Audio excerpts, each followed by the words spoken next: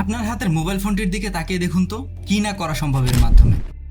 আজ দুনিয়াটাই যেন হাতের মুঠোয়। কখনো ভেবেছেন কি এর জন্ম কিভাবে? ছোট্ট একটা কাহিনী দিয়ে শুরু করি চলুন। মার্কিন দেশে স্ট্রিপ কমিক্স প্রথম প্রকাশিত হয়েছিল সংবাদপত্রের পাতাতেই। সেই যে শুরু, সেখান থেকে নানান দৈনিক, পাক্ষিক, সাপ্তাহিক পত্রিকার পাতায় গুরুগম্ভীর সব খবরের ফাঁকে এক চিলতে হাসির খোরাক নিয়ে হাজির হতো ফানি কমিক্স, সোজা বাংলায় মজার কমিক্স। মার্কিনরা এদের নাম দিয়েছিল স্ট্রিপ কমিক্স। 60-এর দশকের দিকে স্ট্রিপ কমিক্সের একটি চরিত্র খুবই জনপ্রিয়তা পায়, ডিক ট্রেসি। ডিক ট্রেসি ছিল তখনকার মশুর কমিক রাইটার চেস্টার গোল্ডের তৈরি এক কঠোর এবং বুদ্ধিমান গোয়েন্দা চরিত্র। ডিক ট্রেসির চরিত্ররা পরস্পরের মধ্যে যোগাযোগের জন্য হাতঘড়ির মতো টু ওয়ে রিস্ট রেডিও ব্যবহার করতেন, যা ছিল সহজেই বহনযোগ্য। সার্বক্ষণিক যোগাযোগ রাখাও সম্ভব ছিল, কারণ এটা ঘড়ির মতো হাতে পরা থাকত। কমিউনিকেটর নামের এই যন্ত্রটি তখনকার এক উদীয়মান ইঞ্জিনিয়ার ডক্টর মার্টিন কুপারকে প্রবলভাবে প্রভাবিত করে। কুপার ভাবতেন এমন একটি যন্ত্র তৈরি হওয়া প্রয়োজন যার মাধ্যমে সার্বক্ষণিক যোগাযোগ রাখা যাবে, যেটা বহনযোগ্য হবে এবং সবসময় কাছে রাখাও সম্ভব হবে। এরই সূত্র ধরে 1973 সালের এপ্রিলের দিকে নিউ ইয়র্কে কুপার এবং তার দল পৃথিবীর প্রথম মোবাইল ফোনের প্রোটোটাইপ উপস্থাপন করেন। আজকের কাহিনী এই মোবাইলকে ঘিরেই। Now, 50 years ago today, on a busy New York street, a phone call was made. This is what telephones were going to be like.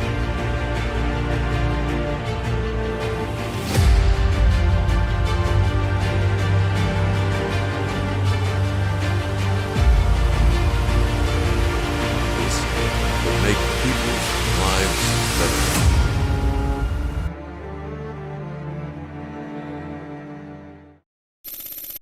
1960-এর দিকে টেলিফোন লাইনের লিডিং কোম্পানি ছিল AT&T।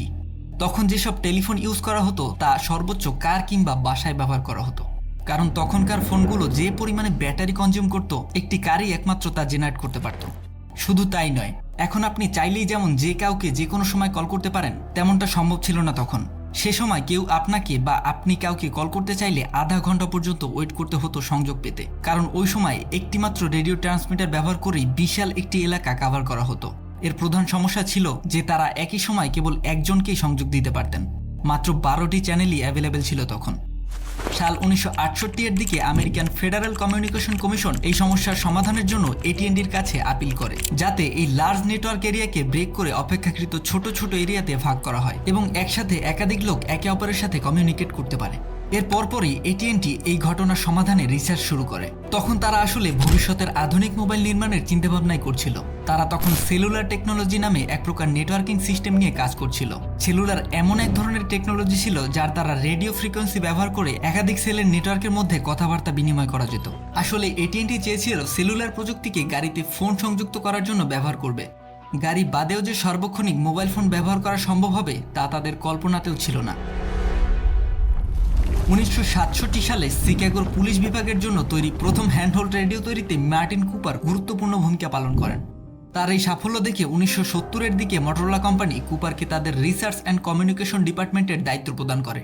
কুপারকে শিকাগোর পুলিশ সুপারিনটেন্ডেন্ট যোগাযোগের জন্য ল্যান্ড ফোন বা গাড়িতে সংযুক্ত phone অর্থাৎ কার ফোনের অসুবিধার কথা বলেন। কুপার লক্ষ্য করেন বিমানবন্দর, ব্যবসায় বা রিয়েল এস্টেটের সাথে জড়িত থাকা মানুষদেরও এই একই অসুবিধা। পোর্টেবল একটি যোগাযোগ মাধ্যমই পারে তাদের এই সমস্যার সমাধান করতে।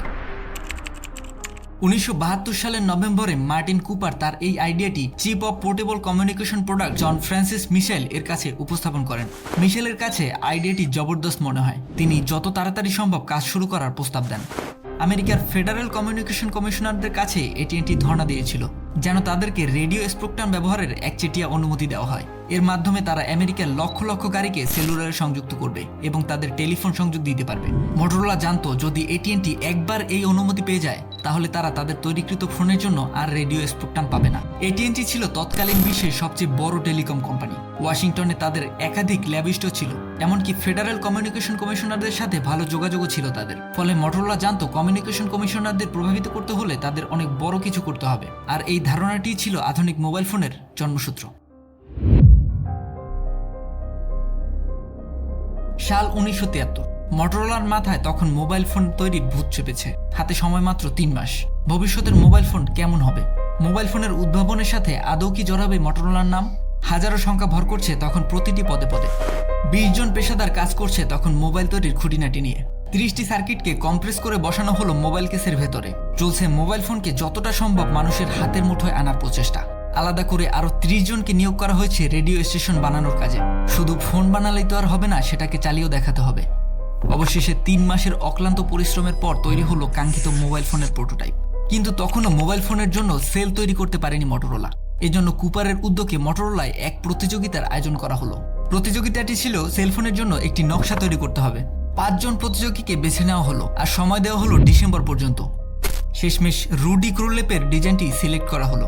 প্রাথমিক নকশাটি মাত্র কয়েক ইঞ্চি লম্বা ছিল। একে একে সবগুলো সার্কিট লাগানোর পর দেখা গেল আসলে এটি আকারে আরো 3 গুণ বড়, ওজনে প্রায় 2.5 পাউন্ড, দৈর্ঘ্যে 9 ইঞ্চি লম্বা আর প্রস্থে 1.75 ইঞ্চি চওড়া প্রোটোটাইপ সেলফোনটির নাম দেওয়া হলো ডায়নাটিক। 1973 সালের 3রা এপ্রিল নিউ ইয়র্কে এক প্রেস কনফারেন্স ডাকা হয় এই ফোনের প্রদর্শনীর জন্য। কিন্তু সেখানে যাওয়ার আগেই ম্যানহাটনের নিউ ইয়র্ক হিলটনের কাছে একটি রাস্তায় দাঁড়িয়ে মার্টিন কুপার জনসমক্ষে তার হাতে ধরা ডায়নাটিক প্রোটোটাইপ থেকে প্রথম কলটি করেছিলেন তার প্রতিদ্বন্দ্বী এটিএনটির ইঞ্জিনিয়ার জোয়েল এস অ্যাঙ্গেলকে। কলটি মার্টিনকে বার্লিংটন হাউসের ছাদে স্থাপিত মোটরোলার একটি বেস স্টেশন এবং এটিএনটির ল্যান্ডলাইন টেলিফোন সিস্টেমের সাথে সংযুক্ত করে। সেদিন জোয়েলের মুখ থেকে একটি কথাও বের হয়নি। সেদিনের অনুষ্ঠানে 15 থেকে 20 জনের বেশি সাংবাদিক উপস্থিত ছিলেন না, কারণ ছোট্ট একটি টেলিকম কোম্পানিকে সেভাবে সাংবাদিকরা গুরুত্বই দেননি। কিন্তু যখন দেখানো হলো এই মোবাইলটি কিভাবে কাজ করে, তখন সারা পৃথিবীতেই এই ফোনের খবর প্রচারিত হয়ে গেল। তবে ফেডারেল কমিউনিকেশন কমিশনারদের রেডিও ফ্রিকোয়েন্সি ব্যবহারের অনুমতি পেতে আরও কয়েক বছর লেগে যায়। অবশেষে মটোরোলা রেডিও ফ্রিকোয়েন্সি ব্যবহারের অনুমতি পায়। তবে এই ব্যাপারে ভূমিকা রাখেন তৎকালীন আমেরিকান প্রেসিডেন্ট রোনাল্ড রেগানও। শেষ পর্যন্ত 1983 সালে মটোরোলার তত্ত্বাবধানে বাজারে আসে পৃথিবীর সর্বপ্রথম পোর্টেবল মোবাইল ফোনটি। ফোনটির নাম ছিল মটোরোলা ডায়নাটিক 8000X। তখনকার অধিকাংশ মানুষই ভেবেছিল এই ফোনটি ব্যবহার করার আর্থিক সঙ্গতি তাদের কখনোই হবে না, কেননা সেই সময় এই ফোনের দাম ছিল তৎকালীন হিসেবে $4000। তাছাড়া এতে কথা বলার খরচও ছিল অনেক বেশি, তাই এটা যেন ধনী ব্যক্তিদের খেলনা বা ঘর সাজানোর জিনিসেই পরিণত হয়েছিল। বেশ কয়েক বছর পর যখন সাশ্রয়ী দামে এই ফোনগুলো বাজারে আসে, তখন যেন মোবাইল ফোনের বিপ্লব ঘটে গেল। মোবাইল ফোনের দোকানের সামনে লম্বা লম্বা লাইন লেগে থাকতো। বিশ্বব্যাপী ল্যান্ডফোনের জায়গা দখল করে নিয়েছিল এই মোবাইল ফোনগুলো। ধীরে ধীরে এর প্রচলন শুরু হয় তৃতীয় বিশ্বের দেশগুলোতেও। এমনকি 90 দশকে তৃতীয় বিশ্বের দেশগুলোতে তারওয়ালা ফোনগুলোর তুলনায় মোবাইল ফোনের প্রচলন বেশি দেখা যায়। 1990 সাল থেকে 2011 সালের মধ্যে পৃথিবীব্যাপী মোবাইল ফোন ব্যবহারকারীদের সংখ্যা 12.4 মিলিয়ন থেকে বৃদ্ধি পেয়ে 6 বিলিয়নেরও বেশি হয়ে গেছে। আজ পৃথিবীর মোট জনসংখ্যার প্রায় 87% মানুষ মোবাইল ব্যবহার করে। মোবাইল ফোনের প্রসার দিন দিন বেড়েই চলছে। মোবাইল যে মানুষের কাছে এতটা দ্রুত গ্রহণযোগ্যতা পাবে তা হয়তো কুপার নিজেও ভাবেননি। প্রতিটি মানুষের হাতে এখন মোবাইল ফোন। তারবিহীন এই মোবাইল ফোনের এতটা সফলতা দেখে মার্টিন কুপার বলেছিলেন, maybe we did the right things. আজকের ভিডিও এই পর্যন্তই। ভিডিওটি কেমন লেগেছে বা ভিডিওটি সম্পর্কে আপনাদের যে কোনো মন্তব্য লিখে জানাবেন কমেন্ট বক্সে। এমনই সব জানা অজানা এবং ইনফরমেটিভ ভিডিও নিয়মিত দেখতে আমাদের চ্যানেলটি সাবস্ক্রাইব করে বেল বাটনটি অন করে রাখবেন। দেখা হবে নতুন কোনো টপিক নিয়ে নতুন কোনো ভিডিওতে। ততদিন পর্যন্ত সুস্থ থাকুন, ভালো থাকুন।